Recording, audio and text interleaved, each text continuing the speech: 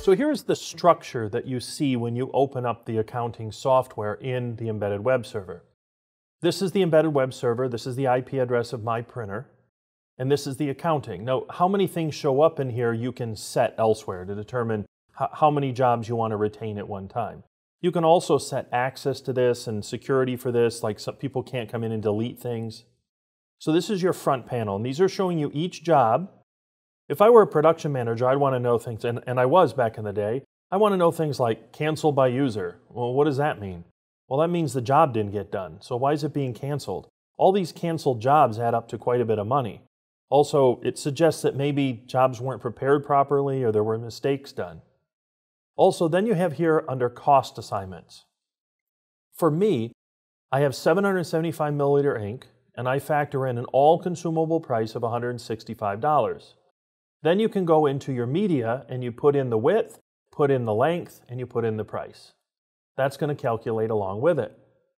Then you have fixed costs. So let's say it's, I don't know, $10 for a fixed cost. That's your load and unload. You put all this together and then it transfers back to the accounting.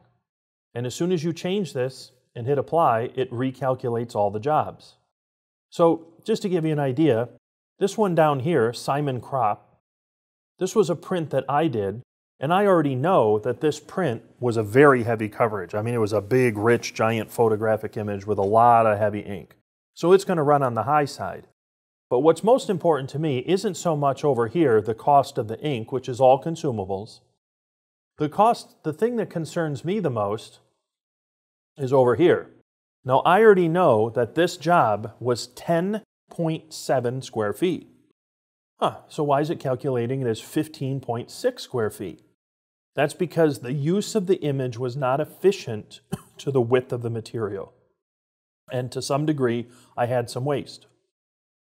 So when you look at this, what you want to keep in mind is the size of the actual image is the right calculation. What you have here is linear square feet. So this is calculating a 36-inch roll, I believe, that goes linearly. And I have some room on the edges.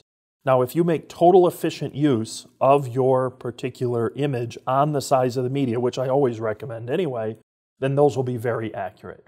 But I need you to know that. I need you to be aware of it.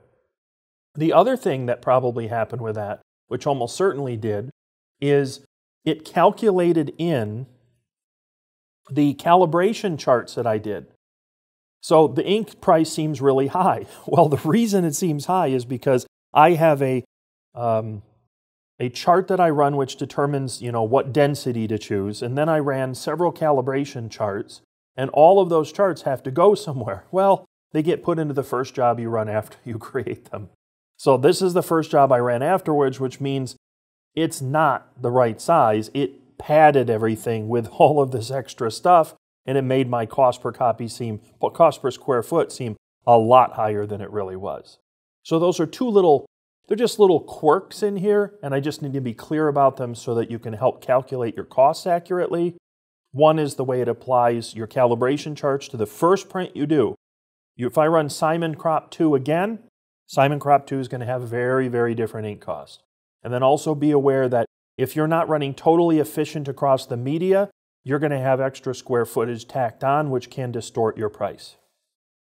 At the end of the road, I take the whole thing out to Excel.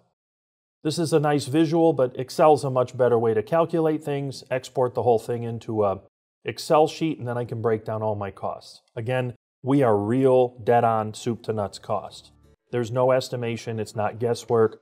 We make this very easy for you.